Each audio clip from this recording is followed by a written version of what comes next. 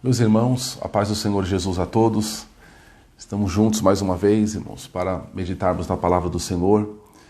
Ontem nós tivemos um problema, irmãos, na transmissão do culto, ao vivo, online ali pela igreja. Então hoje nós estaremos novamente, irmãos, meditando no terceiro estudo no livro do profeta Joel. Queria convidar os irmãos para lermos o profeta Joel no capítulo 2, do versículo 1 em diante, que diz assim a palavra de Deus: Toquem a trombeta em Sião, deem o alarme no meu santo monte. Tremam todos os habitantes do país, pois o dia do Senhor está chegando, está próximo.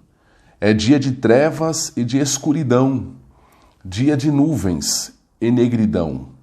Assim como a luz da aurora se estende pelos montes, um grande e poderoso exército se aproxima, como nunca antes se viu, nem jamais se verá nas gerações futuras. Diante deles, o fogo devora, atrás deles arde uma chama. Diante deles, a terra é como o jardim do Éden, atrás deles, um deserto arrasado. Nada lhes escapa, eles têm a aparência de cavalos, como cavalaria, atacam galopando. Com um barulho semelhante ao de carros, saltam sobre os cumes dos montes, como um fogo crepitante que consome o restolho, com um exército poderoso em posição de combate. Diante deles, povos se contorcem angustiados, todos os rostos ficam pálidos de medo. Eles atacam como guerreiros, escalam muralhas como soldados. Todos marcham em linha, sem desviar-se do curso. Não empurram uns aos outros, cada um marcha sempre em frente. Avançam por entre os dardos, sem desfazer a formação. Lançam-se sobre a cidade, correm ao longo da muralha. Sobem nas casas, como ladrões entram pelas janelas. Diante deles a terra treme. Os céus estremecem, o sol e a lua escurecem, e as estrelas param de brilhar. O Senhor levanta a sua voz à frente do seu exército. Como é grande o seu exército! Como são poderosos os que obedecem à sua ordem! Como é grande o dia do Senhor! Como será terrível! Quem poderá suportá-lo? Agora, porém, declara o Senhor: voltem-se para mim de todo o coração, com jejum, lamento e pranto. Rasguem o coração e não as vestes. Voltem-se para o Senhor, o seu Deus, pois ele é misericordioso e compassivo, muito paciente e cheio de amor. Arrepende-se e não envia desgraça. Talvez ele volte atrás e arrependa-se, e ao passar deixe uma bênção. Assim vocês poderão fazer ofertas de cereal e ofertas derramadas para o Senhor, o seu Deus. Toquem a trombeta em Sião, decretem um jejum santo, convoquem uma assembleia sagrada, reúnam o povo, consagrem a assembleia, ajuntem os anciãos, reúnam as crianças, mesmo as que mamam no peito, até os recém-casados devem deixar os seus aposentos, que os sacerdotes que ministram perante o Senhor chorem entre o pórtico do templo e o altar, orando: poupa o teu povo, Senhor.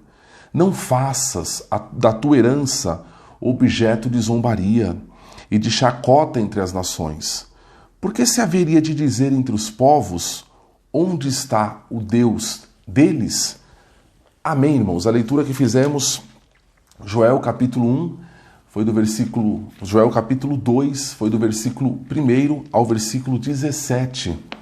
Joel, então, ele continua aqui a sua missão de anunciar o dia do Senhor, tomando como exemplo a invasão dos gafanhotos. Interessante que uma palavra que foi dita em 700 aproximadamente antes de Cristo, portanto há 2.700 anos atrás, mas tão atual, irmãos. Parece que Joel escreveu hoje esta palavra. Estamos vivendo agora, irmãos, algumas invasões de gafanhotos sobre a terra.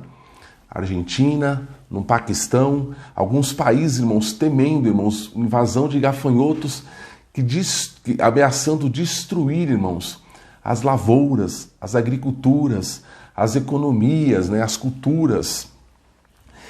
E biblicamente falando, Joel ele vai usar essa figura da invasão para falar do dia do Senhor. E biblicamente falando, irmãos, o dia do Senhor, ele tem o seu aspecto positivo e ele tem o seu aspecto negativo. Será um dia de bênção para os fiéis e será um dia de terror, um dia terrível, um dia de pavor para os infiéis. Mas Joel, sempre que Joel fala do dia do Senhor, ele fala no seu aspecto negativo. Ele vai dizer aqui que não será um momento bom para Judá, para Jerusalém. E esta ênfase, irmãos, negativa do dia do Senhor, ela tem o Senhor como atalaia, o Senhor como aquele que manda um aviso, dizendo assim, é como começa o capítulo, tocai a trombeta em Sião. Nós sabemos, irmãos, que na Bíblia as cidades, haviam sentinelas que ficavam em lugares, em pontos estratégicos, aqueles pontos mais altos, que eles pudessem ter a visão melhor, uma visão privilegiada. Então eles ficavam com trombeta e essas trombetas elas tinham dois propósitos. O primeiro propósito era convocar o povo para uma celebração, para uma festa, era reunir o povo para uma celebração. E o segundo propósito era o propósito de alertar o povo para um perigo que estava chegando. Então, se o sentinela visse o inimigo vindo sobre a cidade, ele então tocava a trombeta para alertar o povo a respeito desse iminente perigo. No caso aqui de Joel, o propósito, irmãos, não era anunciar uma festa, mas era anunciar uma guerra. Uma guerra estava sendo anunciada ao povo de Deus. E essa guerra ela tinha uma particularidade. Por quê? Porque essa guerra ela não envolvia, irmãos, outra nação. Não era uma outra nação que estava vindo, não eram os babilônicos, não eram os assírios, não eram os egípcios. Essa guerra ela estava sendo anunciada pelo Senhor e essa guerra era do próprio Senhor contra o seu povo. Deus, como está escrito lá em Oséias capítulo 4, ouvi, pois, a palavra do Senhor, vós, filhos de Israel, pois o Senhor tem uma contenda com os moradores da terra. Então, o anúncio da trombeta era dizendo o seguinte, Deus tem uma guerra com os moradores da terra. E esta contenda, irmãos, especificamente no caso de Joel, era contra o seu próprio povo. Deus estava anunciando uma guerra ali contra o próprio Judá. E a missão daquela trombeta era despertar aqueles moradores, era perturbar os moradores da terra. Irmãos, a missão dos profetas na Bíblia sempre foi de causar perturbação, sabe? Elias, ele foi chamado de o perturbador de Israel. A mensagem do Evangelho, ela não deve causar comodidade, ela não deve causar conforto, antes ela deve causar perturbação. A mensagem do Evangelho é essa, primeiro ela perturba, para depois ela acalmar. E diante dessa guerra, irmãos, que o Senhor estava anunciando contra o seu povo, só haviam duas possibilidades, duas atitudes, diante deste anúncio. A primeira atitude era ignorar a trombeta, a segunda atitude era se render diante dela, diante do som da trombeta, diante do anúncio dessa guerra. Ignorar, irmãos, era ficar como estavam. Ignorar era continuar com os rituais frios, era continuar com o coração longe do Senhor, e render-se e requeria do povo um verdadeiro arrependimento, uma verdadeira volta ao Senhor. Portanto, irmãos, ignorar a trombeta era desprezar o sopro, a voz de Deus, era desprezar o ruá de Deus, o Espírito de Deus, o som de Deus. E continuar sendo guiado pelo psique, sabe? Pelas emoções, pelas vontades, pela interioridade. Portanto, ignorar a trombeta de Deus era desprezar o ruá e continuar sendo guiado pelo psique, por si próprio. Ignorar era permanecer confiando no templo, nos rituais, nas próprias concepções.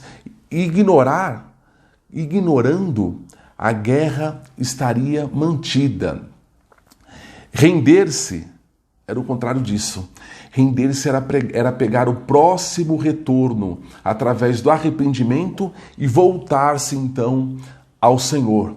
E o profeta ele deixa bem claro o seguinte, o dia do Senhor, no versículo 1, ainda no final, o dia do Senhor está chegando, está próximo. A ideia é o seguinte, o dia do Senhor está a caminho, ele vem, ele chegará. Irmãos, estamos em 2020, podemos sentir o cheiro do dia do Senhor, podemos perceber com muita clareza que o dia do Senhor está chegando, um dia de vingança, um dia de recompensa. Como eu disse, o dia que tem o seu aspecto positivo e um dia que tem um aspecto negativo, um dia de glória, mas um dia de terror, de pavor, de muito medo. Joel, irmãos, ele é um profeta verdadeiramente evangélico, porque, como dissemos, a sua mensagem, antes de prometer as bênçãos que o Senhor tem para dar, ela proclama a realidade do juízo. Antes de salvar, ela condena, né? Por isso que alguns o chamam de o João Batista do Antigo Testamento, semelhante a Elias. Por quê? Porque ele prega essa mensagem de juízo. Se houvesse arrependimento, haveria umas bênçãos. Se não houvesse arrependimento, o juízo estava às portas. E o povo de Israel, irmãos, eles conheciam bem o som da trombeta. Vale lembrar que essa trombeta aqui não era um instrumento musical, mas era o chifre de carneiro, né? O sofá. E aquele chifre, irmãos, ele produzia um som que representava para o povo algo solene, algo alarmante, né? Então o povo reconhecia bem o som daquele chifre, né? Aquele som causava no povo uma tensão imediata. Eles sabiam que era algo que não poderia ser adiado, algo que não poderia ser postergado, algo que deveria ser obedecido imediatamente. Interessante, irmãos, que Deus é tão misericordioso que ao mesmo tempo que ele declara guerra, ou seja, ele se coloca ali como um guerreiro, ele mesmo faz o papel de sentinela. Ele mesmo vem antes, ele envia antes o seu alerta, né, para despertar o povo. Ele é ao mesmo tempo o guerreiro e o sentinela. Ele é como um pai que faz um alerta para o seu filho. Um pai, quando chega para o filho e fala, eu vou te dar uma palmada. Na verdade, o que o pai quer não é bater, não é dar a palmada. O que o pai quer é que o filho mude a atitude, é que o filho seja obediente, é que o filho pare de fazer aquilo que ele está fazendo. Então o Senhor está fazendo esse papel de pai aqui. Ele sabe que o juízo virá, mas ele quer evitar o juízo. Ele quer que o seu povo mude o comportamento. A trombeta, irmãos, estava sendo usada aqui na 11ª hora. Não havia, como eu disse, tempo para adiar, não havia tempo para qualquer outra decisão, a não ser ignorar ou se arrepender. E ele vai dizer assim, que o dia do Senhor virá como uma invasão de gafanhotos. Os homens não terão tempo de se preparar, nenhuma desculpa será aceita naquele dia, qualquer argumento, irmãos, cairá por terra. Qualquer vã filosofia, qualquer falsa ciência que for forjada contra o dia do Senhor derreterá, desaparecerá. No versículo 11, o profeta vai dizer, quem poderá suportá-lo? E quando ele fala que poderá suportá-lo, ele está dizendo do dia do Senhor. Quem poderá suportar o dia do Senhor? Um dia de trevas absoluta, total ausência de luz, um dia de medo, um dia de desespero. O homem estará só. As obras do homem estarão todas elas patentes, claras. As intenções do coração do homem serão revelados. E o versículo vai dizer o seguinte, que não só o Criador estará contra o homem, mas a própria criação. O versículo 10 vai dizer assim, que o sol e a lua escurecem, ou seja, como se toda a criação estivesse com a face voltada contra o homem, e o homem estará só. Esse é o dia do Senhor descrito pelo profeta Joel. E qual é o objetivo, o propósito da trombeta então, irmãos? Era fazer o homem se arrepender. Como diz Hernandes Dias Lopes, a opção era a seguinte: se arrepender e viver, ou não se arrepender e morrer. Irmãos, o termo arrependimento no hebraico, ele traz a ideia de duas coisas. O primeiro é respirar com profundidade. Respirar com profundidade. O segundo é regressar na direção oposta. Essa era uma mudança requerida por Deus, irmãos. Essa mudança, ela envolvia todo o povo, dos mais velhos até os bebês, vai dizer, até aqueles que mamam no peito, até os noivos, até os recém-casados, todos deveriam estar atentos e todos deveriam se posicionar diante da trombeta do Senhor. Nada era mais importante, irmãos, do que uma urgente volta ao Senhor. Sabe, irmãos, Deus estava cansado da fachada daquele povo. Ele queria o coração. Aquele povo, irmãos, em seus cultos, não só nos cultos, mas em suas vidas, eles estavam tratando a Deus como um velhinho com catarata. Tem muita gente, irmãos, que trata Deus como sendo um velhinho com catarata. Como se Deus não visse, como se Deus não soubesse, como se Deus não agisse, como se Deus não entendesse, como se Deus fosse alguém alienado. Cuidado. Naqueles cultos, irmãos, Deus era tratado daquela forma. Aqueles cultos tinham até remorsos, mas não tinha arrependimento. Sabe, a diferença de remorso para arrependimento? Remorso é quando eu firo os meus próprios valores. Arrependimento não. Arrependimento é quando eu firo os valores de Deus. Percebo isso e mudo. Sabe, se houvesse arrependimento, Deus guardaria, embanharia a sua espada, né, e pouparia o seu povo. O arrependimento, então, era o único escape do juízo. Era o portal, a porta que levaria o povo de volta às bênçãos do Senhor. E a ordem de Deus era: convertei-vos a mim. Convertei-vos a mim, ou seja, exigia um relacionamento pessoal.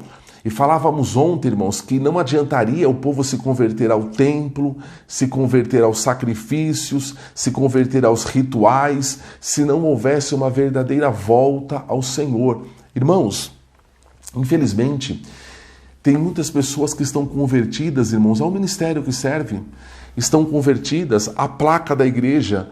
Irmãos, tem muita gente que era convertida à placa da igreja que hoje está no inferno.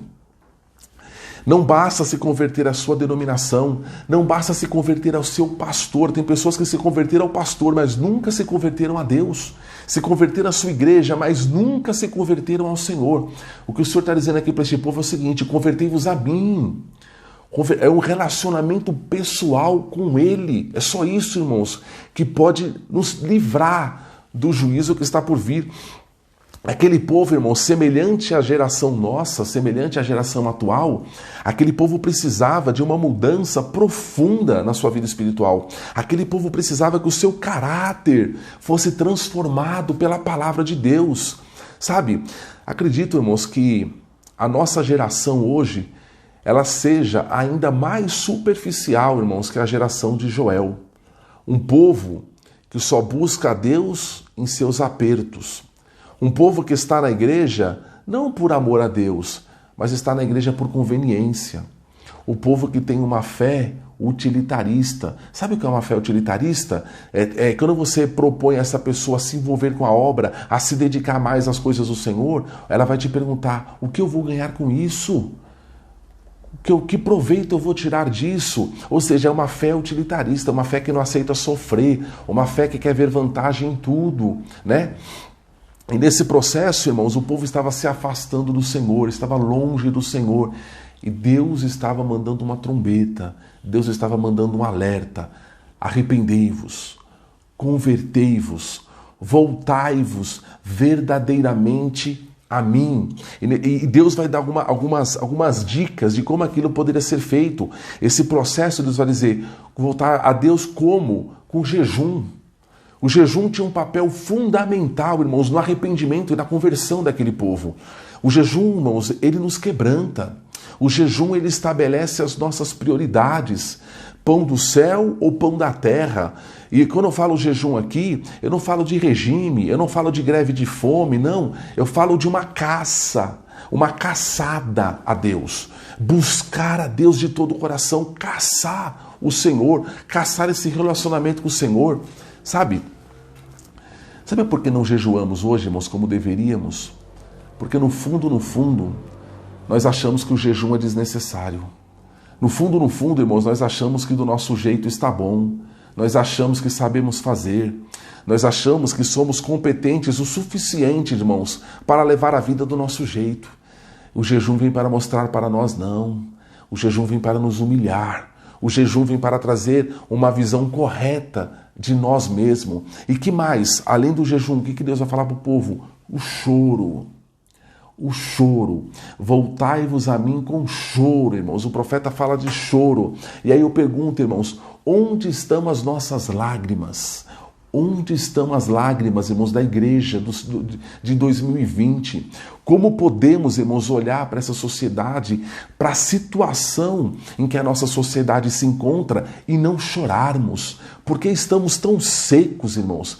Porque o nosso coração parece um deserto. E falo isso por mim, irmãos. Jacó, ele chorou diante do Senhor lá no Jaboque. Neemias, irmãos, quando ele ouviu falar a situação de Jerusalém, Neemias chorou por saber a situação do seu povo. Jesus chorou. Onde estão as nossas lágrimas? Sabe, irmãos, sabe o que toca o coração de Deus? O que toca o coração de Deus, irmãos, não são os nossos talentos, não é aquilo que nós sabemos, não é aquilo que nós temos, não é o nosso conhecimento, né? O Salmo 147, versículo 10 diz que Deus, ele não se compraz, ou seja, Deus não tem prazer na força do cavalo e nem na agilidade, na habilidade do varão, porque é Deus quem deu tudo isso. Então Deus não tem prazer, Deus não se compraz, Deus não se comove, irmãos, nem na força do cavalo e nem na agilidade do varão. Mas aonde Deus, o que toca a Deus, sabe? A Bíblia, irmãos, ela nos diz os dois endereços de Deus. Deus tem dois endereços. O primeiro endereço de Deus, irmãos, é um alto e sublime trono, diz a Bíblia. E qual é o segundo endereço de Deus? É um coração contrito e quebrantado. O que comove a Deus, irmãos, não é a nossa força, não é o nosso conhecimento, não são as nossas habilidades. O que comove a Deus é a nossa contrição, é o nosso quebrantamento. Todas as palavras, irmãos, que Joel utiliza podem ser resumidas da seguinte forma: o nosso coração precisa ser atingido. O nosso coração precisa ser atingido pela palavra de Deus. Chega de teatro, chega de encenação, chega de palavras bonitas. Precisamos de conversão, precisamos de mudança de vida, precisamos de um relacionamento verdadeiro e pessoal com Deus. Sabe, irmãos, as grandes crises que houveram na história, elas sempre despertaram alguns irmãos, um grupo de irmãos, para buscarem a Deus dessa forma. E com isso, os grandes avivamentos aconteceram. O propósito da trombeta, irmãos, é despertar o povo de Deus num cenário de crise, num cenário de dormência, num cenário de insensibilidade. Devemos buscar a Deus, é hora de buscarmos ao Senhor. Irmãos, e essa motivação de buscarmos ao Senhor, ela deve estar no próprio caráter de Deus. Sabe? De saber que Deus é misericordioso, como o profeta disse, que Deus é paciente, que Deus é compassivo, que Deus é longânimo. Deus, irmãos, ele não tem prazer em ferir o seu povo. Deus não tem prazer em machucar o seu povo. O prazer de Deus é abençoar a mim e a você. Por isso, antes do juízo, ele envia a trombeta. Antes do castigo, ele envia o alerta, porque ele não quer nos castigar. Esta é a mensagem de Joel. Veja só, isso precisa ficar claro na nossa meditação. Essa mensagem, essa trombeta era para ser tocada onde? Para as nações? Não, tocai a trombeta em Sião. O juízo ali, o alerta é para o povo de Deus. O juízo, irmãos, começa por nós. O juízo começa pela igreja, o juízo começa pelo povo de Deus. E a conversão, o arrependimento, deve também, irmãos, Deus espera de nós. Deus espera da nossa família, Deus espera da nossa igreja. E olha a convocação que Deus faz, irmãos, no versículo 16. Reúnam o povo, ajuntem os anciãos, reúnam as crianças. Ou seja, irmãos, o alerta que Deus faz aqui, ele vai dos mais velhos para os mais novos. O exemplo aqui deveria partir dos cabelos brancos. Sabe, irmãos, a superficialidade da igreja de hoje, ela começa, sabe aonde? Nos púlpitos. A superficialidade da igreja atual, ela começa pelo seu púlpito. A corrupção da igreja atual começa pelo seu púlpito. A frieza, a falta de compromisso, a falta de santidade da igreja atual começa pelos púlpitos, pelos líderes. E são esses os primeiros que Deus alerta. Chorai, convertei-vos, jejuai. Ele vai dizer que os que ministram devem chorar entre o pórtico e o altar, dentro da casa do Senhor, pedindo para o Senhor: poupa o teu povo. É por lá que começa. Depois, essa conversão deve atingir o coração dos jovens. Jovens devem derramar as suas vidas, os jovens devem entregar a sua juventude, o jovem deve entregar o vigor da sua mocidade aos pés do Senhor. O jovem deve vencer o mundo, irmãos, agarrado nas promessas de Deus, sabendo que Deus é fiel, que Deus tem cuidado de você e cuidará do teu futuro. Jovem, entregue-se ao Senhor incondicionalmente e Ele vai te honrar. Por último, irmãos, as crianças deveriam ser impactadas por essa mudança. Jamais pense, irmãos, que o fato de uma criança estar na igreja, estar na salinha da escola dominical, estar no culto, que ela está alienada, que ela está ali, desapercebida. Deus está ensinando, elas aprendem, Deus está trabalhando na vida delas. Até os noivos, vai dizer. Interessante, irmãos, que até os noivos deveriam sair dos seus quartos, Na cultura judaica, irmãos, uma lua de mel, ela demorava 1 ano. Ou seja, quando os noivos se casavam, por 1 ano não deveriam trabalhar, o rapaz não seria convocado para nenhuma guerra, apenas o propósito de 1 ano é para que eles se conhecessem. Somente após esse período, irmãos, é que o matrimônio ele estaria consumado. Mas o profeta vai dizer que saiam os noivos da sua recâmara e corram para os pés do Senhor. Não era tempo de núpcias, era tempo de lágrimas. E eu tenho falado bastante, irmãos, temos falado bastante nas últimas mensagens sobre lágrimas. Será, irmãos, que 2020 não foi o tempo que Deus preparou, irmãos, para chorarmos? E devemos saber passar por esse tempo da melhor forma. Quantos casamentos, irmãos, foram cancelados este ano? Quantas cerimônias canceladas, porque talvez não seja tempo de núpcias, mas seja tempo de lágrimas. A mensagem de Joel é uma mensagem extremamente atual. Por que Deus queria que o povo se convertesse? Porque 2 coisas, irmãos, que aborrece ao Senhor estavam acontecendo. A primeira coisa, o seu povo estava enfraquecido. Irmãos, a igreja, o pecado enfraquece a igreja e fortalece o inimigo. Aquela igreja, aquele povo que deveria ser conhecido pela sua integridade, estava sendo conhecido pela sua corrupção, pela sua frieza, pela sua sede de poder. E Deus estava dizendo para aquele povo: basta.